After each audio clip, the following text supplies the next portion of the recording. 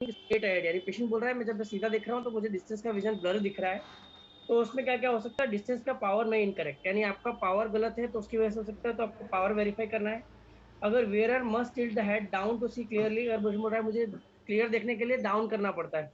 तो उसके लिए फिटिंग हाइट का इश्यू हो सकता है, तो आपको फिटिंग हाइट टू हाई चली गई है तो उसको थोड़ा लो करना पड़ेगा।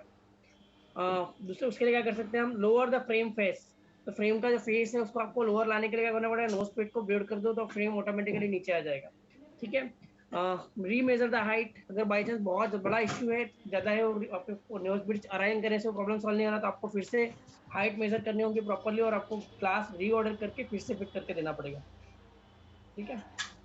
डिस्टेंस विजन ब्लर है when wearer looks to the side, patient जब भी साइड में दिख रहा है तो पेशेंट का डिस्टेंस विजन ब्लर हो रहा है, तो वो क्या होता है, अनवर्टेड सिलेंडर जो हमारा अनवर्टेड पेरिफेरल एब्रेशन होता है उसकी वजह से होता है। उस चीज को कम करने के लिए अपने आपको फेस फॉर्म बढ़ाना है और वर्टेक्स कम करना है। ये दो चीज आप कर सकते हो। या दूसरा ऑप्शन है, अगर उस चीज से भी प्रॉब्लम सॉल्व नहीं हो रहा तो आप उसको हार्ड डिजाइन की जगह सॉफ्ट डिजाइन दे दो, यानी जिसमें हमारा इंटरमीडिएट पोर्शन का पोर्शन थोड़ा बड़ा हो और उसकी पेरिफेरल इफेक्ट जो है वो थोड़ी वीक हो, तो उसके थ्रू आप ये प्रॉब्लम सॉल्व कर सकते हो।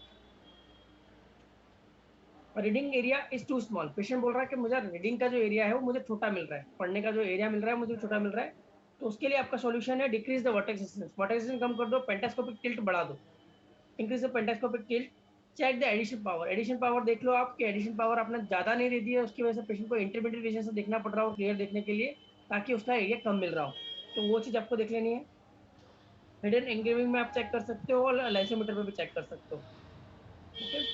रिट्रेन वेयरर, आपको फिर से एक बार पेशेंट को ट्रेन करना होगा कि कहाँ से आपको नियर का देखना है और कहाँ से वो, बहुत बार क्या होता है, पेशेंट आपका नियर का जो पढ़ना है वो इंटरमीडिएट पोर्शन से देखता है, तो उसको रीडिंग का एरिया वो स्मॉल मिलता है।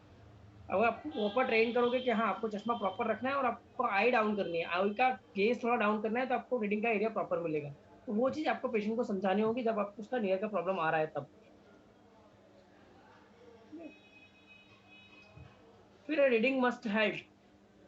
पेशेंट कंप्लेन है reading must be held to one side, यानी पेशेंट बोल रहा है कि जब भी मुझे पढ़ना होता है तो मुझे एक साइड में रख के देखना पड़ता है,